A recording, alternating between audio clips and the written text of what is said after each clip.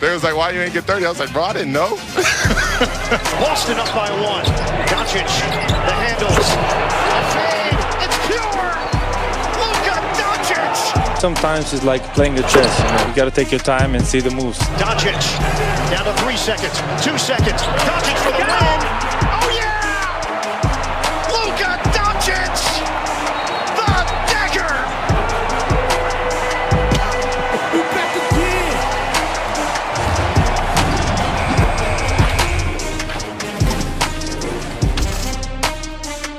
Welcome to The Jump. I'm Rachel Nichols, and this is the Jump schedule release special. We have an array, a veritable plethora of guests joining us today, including Woj, Richard Jefferson, Matt Barnes, Jackie McMullen. They're going to break down all the best matchups and storylines from the second half of the season. Also coming up later in this show, who are the biggest all-star snubs?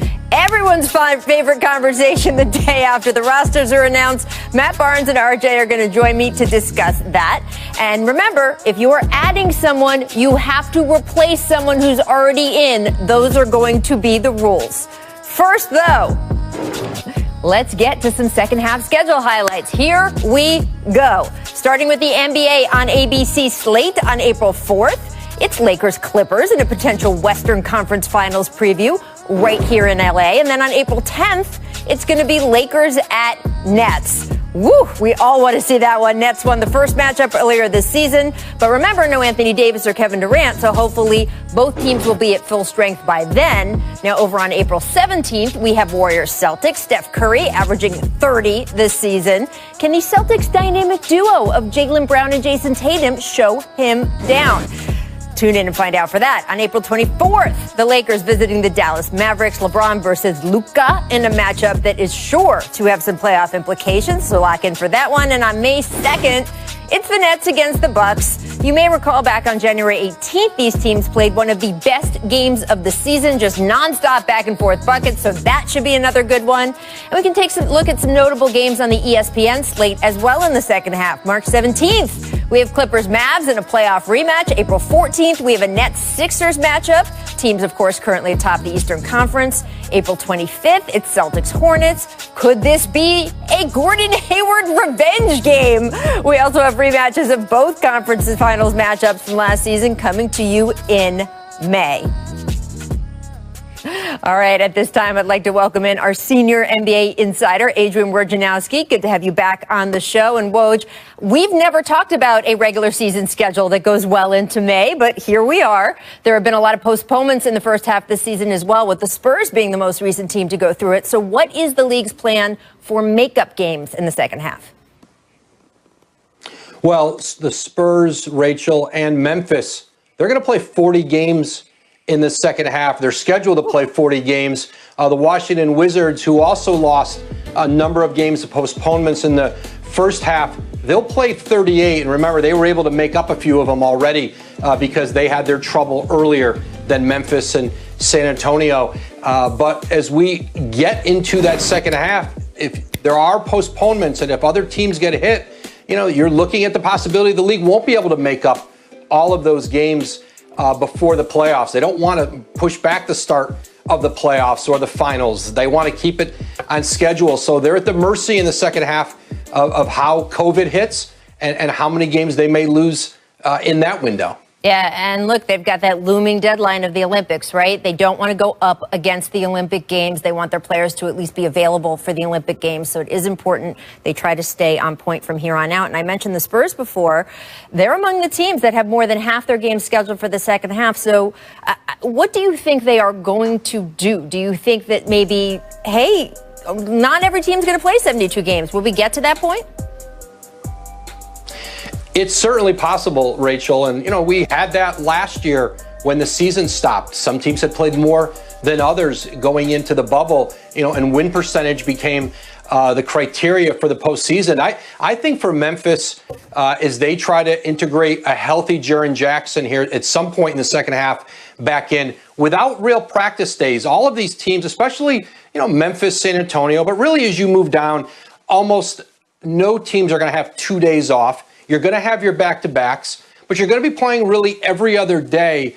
And you talk to teams, and you know certainly the concern about that, but also how travel will change. Where, in the past, in a schedule that's built out in a traditional manner, you might go, we're going to play in Dallas, and then we travel to Oklahoma City, and you might move around in an orderly way. I think what you're seeing in this schedule are teams bouncing around more geographically, and you don't get an extra day off going west to east as you might. And so the toll that's going to take certainly on players, it's taken a great toll already mentally. All of the things in place with COVID and the restrictions, I think there's a lot of concern about overtaxing players as they continue just to grind through games, the mental impact this is having, and what it's going to do to the quality of play. And I think those are all concerns as the NBA tries to get in as many games as they can here before the postseason. Yeah, and look, I want to sneak in a question to you about All-Star, but I will say this. I really love this second half of the schedule release. I know it was made, it had to be this way because of coronavirus, but I think it's given the league, when you look over the schedule, it's given them the opportunity to juice some matchups. Do you get any sense, Woj, that this could be something that we do from now on, even in non-COVID times? It's a good question. I haven't heard that as a scenario that I follow. I do think one thing that we've seen because of COVID that I do think you may see in future schedules are the 2-game homestands or 2-game road trips in a city. Yeah. It's one thing when you come to New York or LA and there's 2 teams and you can stay there and stay in town for a few days because you could play the Lakers or Clippers or Knicks or Nets. But when teams can go in and play 2 games in a city, have a day off between, and which is a little more like baseball scheduling, I do sense a lot of feeling around the league that they'd like to see that continue in the future. That's a great note. It's really given us some good grudge matches, too. If something happens in that first game of the 2-part homespan, we don't have to wait months to see what happens. These guys get right back on the court a couple nights later. It's so fun. It's going to be our next campaign on the Jump. 2 halves of the schedule from now on so we can get juicier matchups in the second half. I do want to ask you about All-Star real quick, Woj. Playing some sound from Paul George about All-Star. This was after he was named a reserve last night. Take a listen. I'm just not a fan of it. With everything going on, I think it's just smart. No other league has done it. And I get we have an amazing league. I'm not discrediting that, but I don't think it's just in the middle of a pandemic. It's something that needs to be had, especially, a personal reason. I got fined for spending time with a teammate, for having a teammate over, and yet we have this all-star game. So, again, I got personal reasons why I disagree with the game, but I've been selected, and I'll be there to play for the fans, whatever fans that are there. So, Woj, we know the All-Star game is happening, right? All these players have spoken their minds. The game is going to go forward. So how is the league handling or balancing all these concerns? Well, I mean, listen, as you said, Rachel, they're going to play the game. They negotiated it with the Players Association, who agreed that under these provisions, get them in and out in 24 hours, private planes in and out for players into Atlanta. No real, not have to have the traditional All-Star weekend. I just think for a lot of teams, and especially as you look at that schedule coming back on Wednesday, Thursday, Friday, it feels, and you talk to teams, it feels like it's not an all-star break. It's just a bit of a long weekend, and this is all going to blur into one season, not a first half, second half. Washington's a good example. They finish on the 4th. They've got to be in Memphis on the 8th because you got to test 2 days prior to your first game. Wow. And so, it's really 3 days off. Yeah, that is really putting into perspective. All right, thank you so much for joining us, Woj. We will see you soon. And guys, remember, at the top of the show, we broke down some of the biggest matchups coming up in the second half of the season as our schedule release special continues. I'm going to welcome in a couple of NBA champs, Richard Jefferson, Matt Barnes. Starting with Richard, how much should head-to-head matchups factor into the MVP race down the stretch, my friend? Well, I think it should matter. I think a lot of things matter. I think the head-to-heads are something that we get excited about. We want to see players pair up. Again, last year when LeBron James was kind of closing that gap on Giannis, a lot of people pointed to the wins versus Milwaukee, the wins versus the Clippers. Conversely, when Giannis was starting to build his narrative in December, I think it was mainly because he had beat the Clippers and had beat the Lakers. So I think these head-to-head matchups, they matter, but I don't think they should count towards. Ultimately, a lot of times it's the best player on the best team or someone that's having a historic season. I think obviously, I think Richard hit it on the head. It's more for the fans. We love these matchups when you can get star against star, especially guys that are at the top of the MVP race.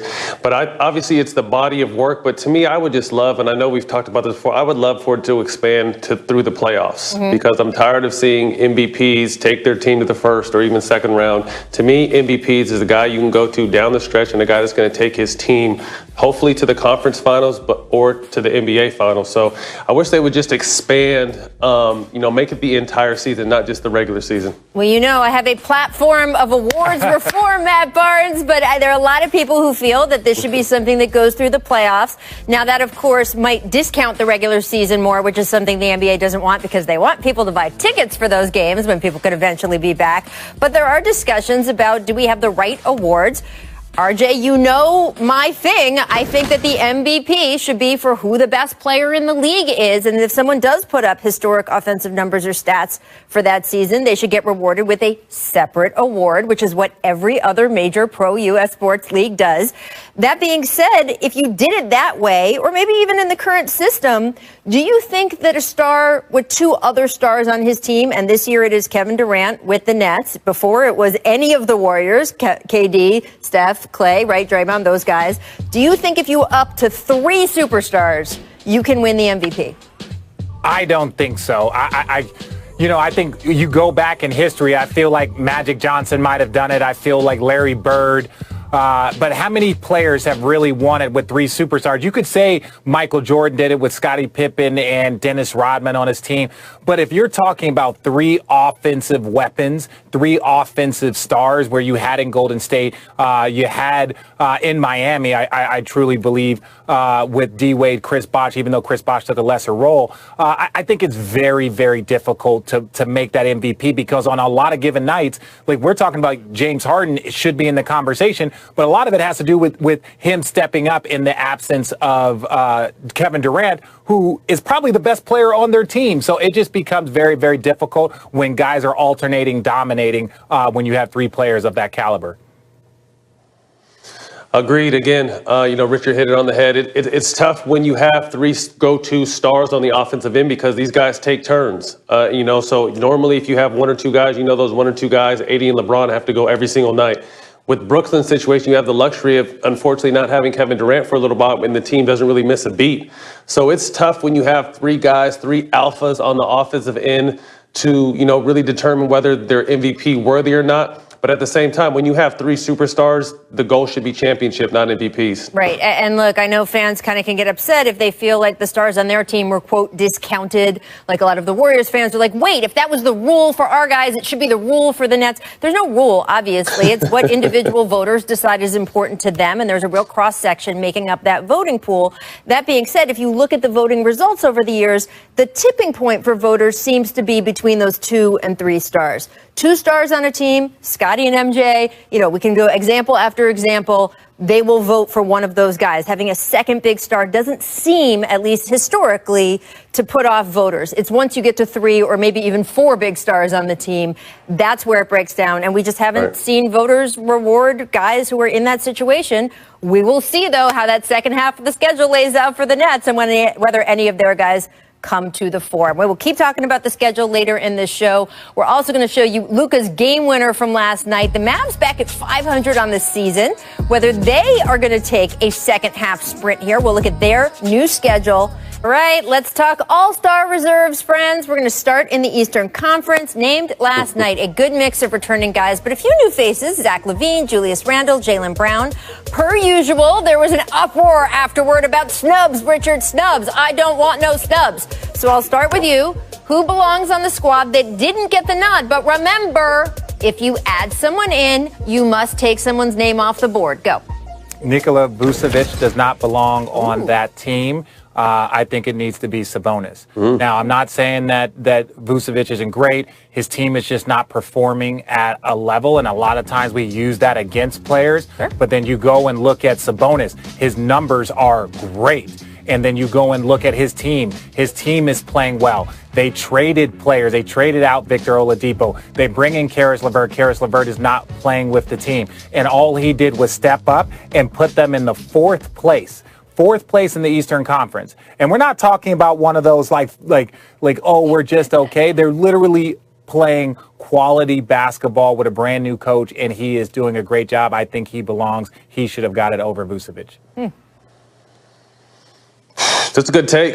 They're rewarding teams that have their team in position. And obviously, Sabonis has had a great season. You look at Bam, who's playing well. You look at Trae Young, who's averaging 27 points. But these guys, if I'm not mistaken, the only person who made the All-Star team out of the East that's team is not in playoff contention right now is Bradley Beal. And we all know what kind of season he's having. So, I see where Richard is at with that Vucevic and Sabonis. But overall, it's hard for me to take anyone outside of Vucevic off that roster and replace him with someone else since we're going by Rachel's rules. Again,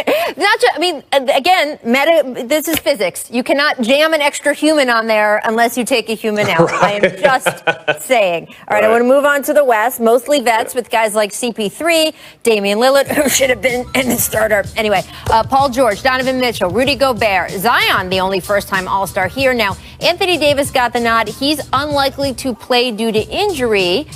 But that means, do we get Devin Booker right on there? Matt, where do you lie on this? The commissioner gets to pick who the injury substitution should be. I think 100% it should be Devin Booker. Again, a nice list. It's hard to remove anyone else, but Devin Booker's having a great year with his running mate CP3. Have his team, probably the biggest surprise team of the year. They're sitting at fourth place in the Western Conference, 10 games over 500, and I just love the kind of basketball they're playing. So like LeBron said, Devin Booker has consistently been looked over, and the commissioner should definitely do the right thing and hand that nod to Devin Booker. Yeah, I agree. Now, again, this is where you're fortunate, where we don't have to take somebody off because we know Anthony Davis is not playing. Yep. But I think this is more of a credit to Chris Paul.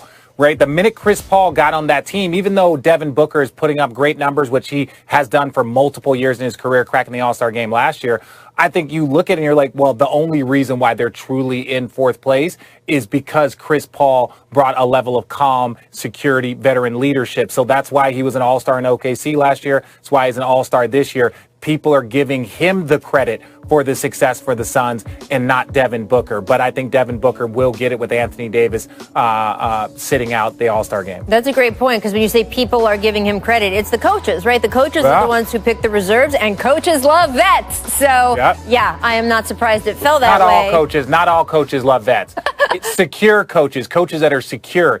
Insecure coaches don't like vets because vets know the real from the fake. So secure coaches like them. I think you might be mixing that up. It's that coaches didn't like you when you were a vet, Richard. I don't know if we expand that out to everyone. 17 years, right? 17 years. I was doing something right.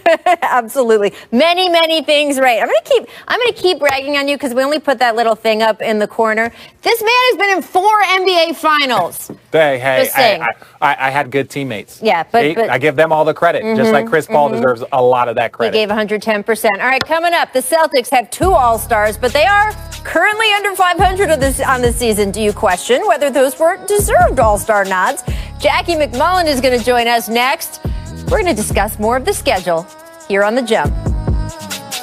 The Hall of Famer, Jackie McMullen. And Jackie, we learned yesterday both Jaylen Brown and Jason Tatum earned All-Star reserve spots, which makes the Celtics the only team currently under 500 to have multiple All-Stars. Brown discussed why he doesn't quite feel like an All-Star despite averaging 25 points per game on the season. Let's take a quick listen. Don't feel very much like an All-Star because I think this is the most I've lost since I've been here as a Celtic, and we got to find ways to win. I still think we've been playing better than we have earlier in the season. So I'm hopeful that we'll string some games together and make a run. Like, it's very much in our grasp to do so. It's just a matter of time. All right, now Jason Tatum expressed similar thoughts during his media availability. So, Jackie, what do you think looking at this team from above here? I know inside they might not feel like they're worthy, but do you question the Celtics getting 2 All-Star spots? I don't. And that clip that you just played of Jaylen Brown makes me think he's an all-star even more because he's caring about the team right now instead of an individual honor that someday he'll be really, really happy about. There's a lot of things wrong with the Boston Celtics, Rachel. 2 of them are not Jason Tatum or Jaylen Brown. They're in the top 15 in scoring, both of them. And you were talking before about what coaches look for when they pick all-star reserves. They like vets. They also like players that are two-way players. And that's both what Brown and Tatum have been from the beginning of their careers. And they're just, each of them are getting better and better this year.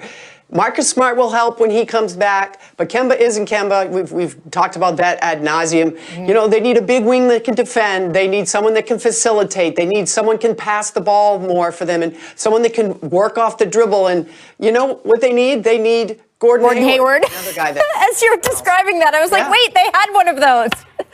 Absolutely. They did have one of those. Yeah, look, they weren't going to pay that price tag for Gordon Hayward. Let's just be honest. But no, I agree completely with Jackie. I think Jaylen Brown, his narrative for All-Star, he came out the gate super strong. And another thing that coaches like rewarding players that grow every single year, that get better every single year because they can see that player putting in the work. Because coaches have to game plan differently. They're like, last year we were able just to do this to slow Jaylen Brown, and he keeps adding things to his game. That's why coaches elect him as an All-Star as an All-Star player. But let's also say this: even though they're only one game under 500.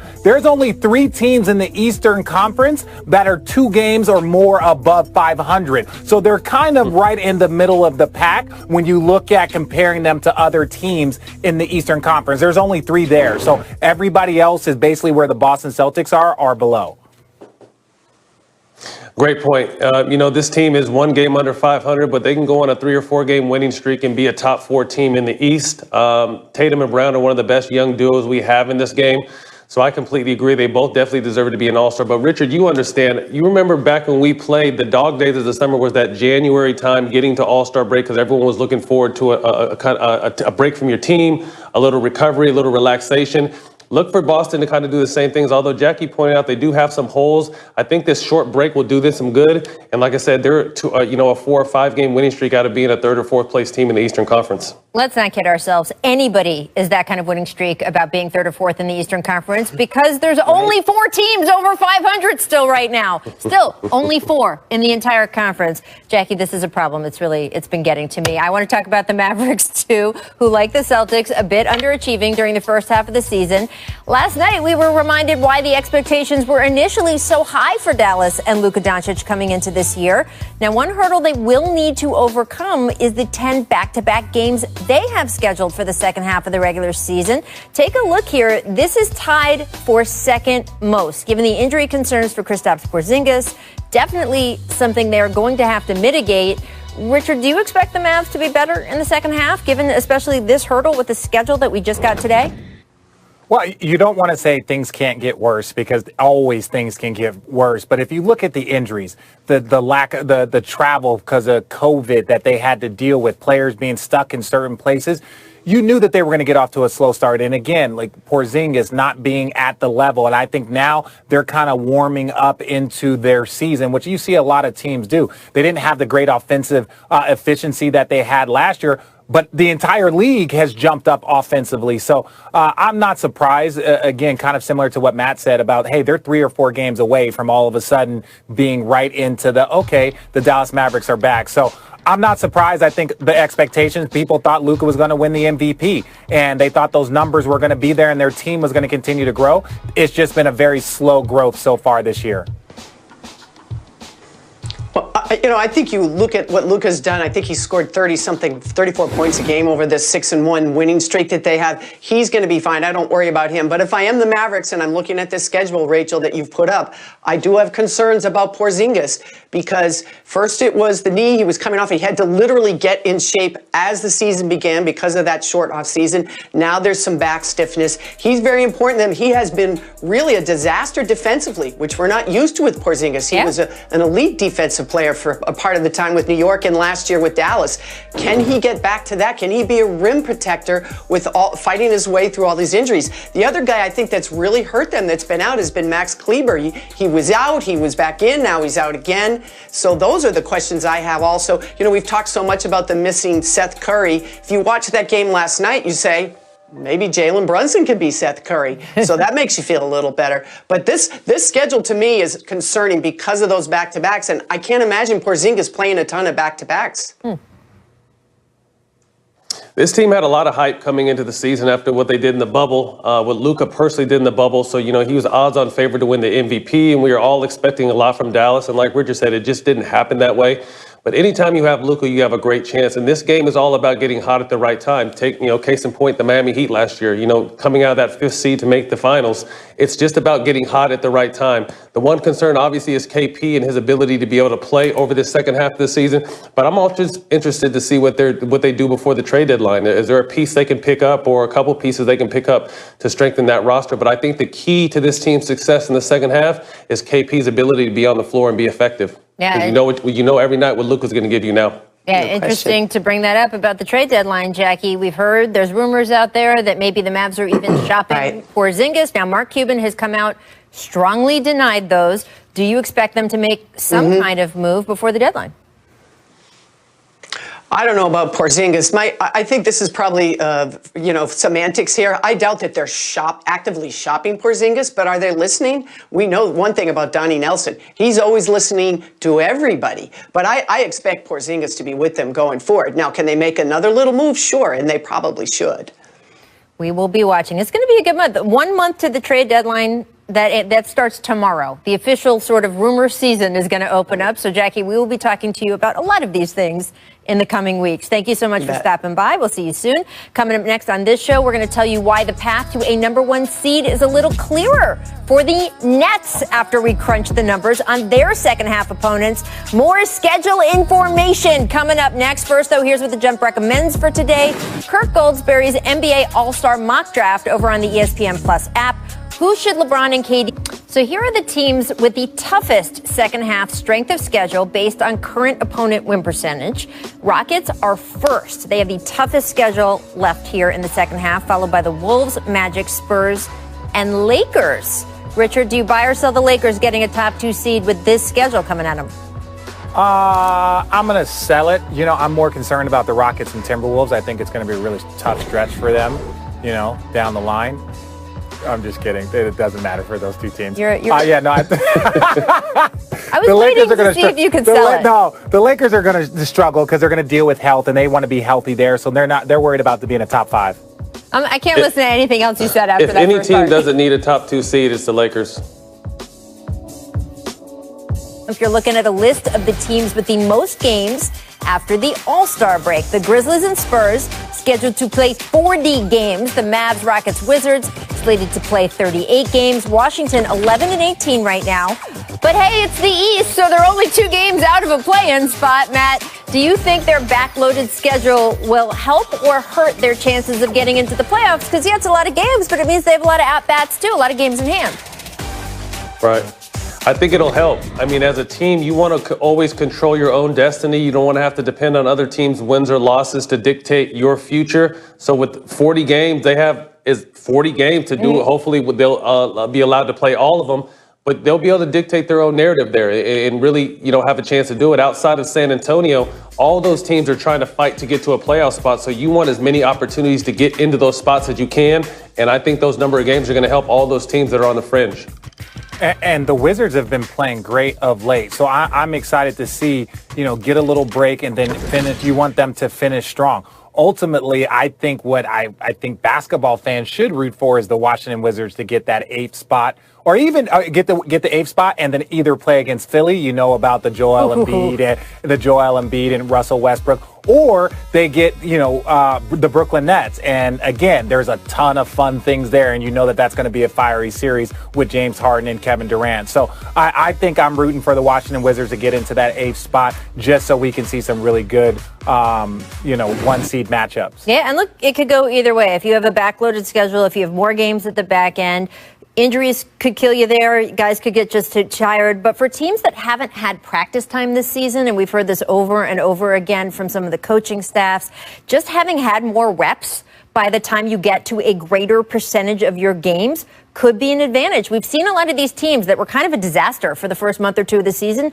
starting to round into form now. We've been talking about the Mavericks on this show, the Wizards on this show. Those are teams that had big disruptions in the first part of the season, couldn't even practice or even meet in the same room because of COVID protocols. Now they're getting those reps in, so maybe being a little bit more backloaded, having a higher percentage of your games when you are a little more together will help them. We will have to see. Now, during the break, we showed you the teams with the toughest strength of schedule in the second half. That's, of course, based on current opponent winning percentages. We cannot predict the future.